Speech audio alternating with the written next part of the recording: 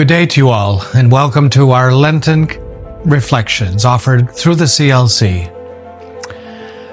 The third Sunday of Lent. In Luke's Gospel, we have two rather separate stories. The first story is an interesting one and might be confusing at a first read. Israel, particularly Jerusalem, is in a very, very arid land. Water is at a premium, and it always is seen as a gift from God. Pilate, who was having trouble with water, whereas we just simply turn on the faucet and out comes the water. Not the case in an arid land. Not the case during the time of Jesus. So Pilate, who needs to bring more water to Jerusalem, decides to build an aqueduct, a means of getting water from the mountains to the city. The problem was that Pilate was taking the money from the temple, money that people gave to support the life of the temple, their worship experience, the very center of their faith, the Jerusalem temple.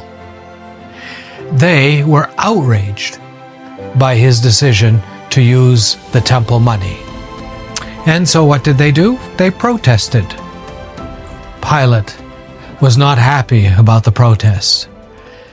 And things got out of hand, and some of the Galileans were killed because of their opposition to Pilate's plan. So in the first part of Luke's Gospel for the third Sunday of Lent, we have Jesus responding to their complaints.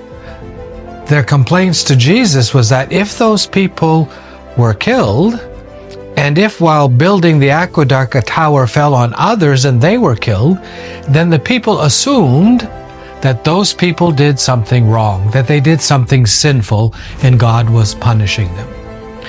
Jesus does not accept that theory at all. They were not killed because of their sinfulness. He says to them, "Do you think that they were any more sinful than the people who are currently living in Jerusalem?" No, he says. And so Jesus makes that very distinct break in that sense that if you do something wrong, God's going to punish you. That is not how Jesus thinks.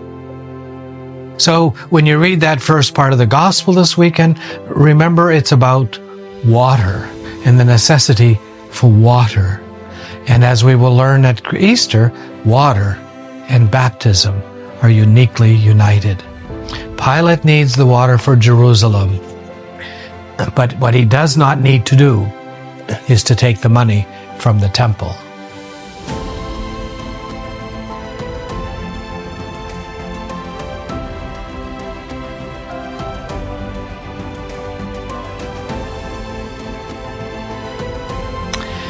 So let's go to the second part of the Gospel reading from St. Luke on the third Sunday of Lent. It's a little parable, and the parable is about a fig tree. Now, if you've ever been to Israel, figs are a standard dietary product. So very common, something that the people would identify with immediately. So Jesus in the little parable about the fig tree, he makes a distinction between a tree that gives fruit and one that doesn't give fruit. So, we all know that our plants, our trees, our potato crops, whatever, we all know that when they are planted, they produce fruit for us. The problem was like this little tree. This one is plastic. It does not bear any fruit. It's just there for looks. There lies an issue with Jesus. In the little story, the owner of the land comes and the fig tree that he planted 3 years ago, and after 3 years, that little plant should be producing figs. It's not. So the owner comes and says to the caretaker, "Get rid of this thing. It's not producing fruit. All it's doing is burdening the soil," he says. But the man says, "Well, master, let me cultivate it. Let me put some fertilizer. Let me treat it kindly. Let me give it a chance. And if it doesn't produce fruit, I will tear it down. I will cut it down. So obviously, the little parable is meant to follow up the story of the water problem in Jerusalem. The fig tree needs to produce fruit. The Christian needs to produce fruit.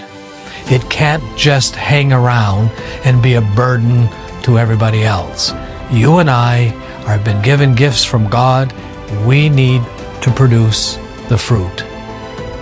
And so in this Lenten journey, let us pray that somehow we'll find more ways in which we can produce more fruit for God's glory and for the benefit of ourselves and for the benefit of others.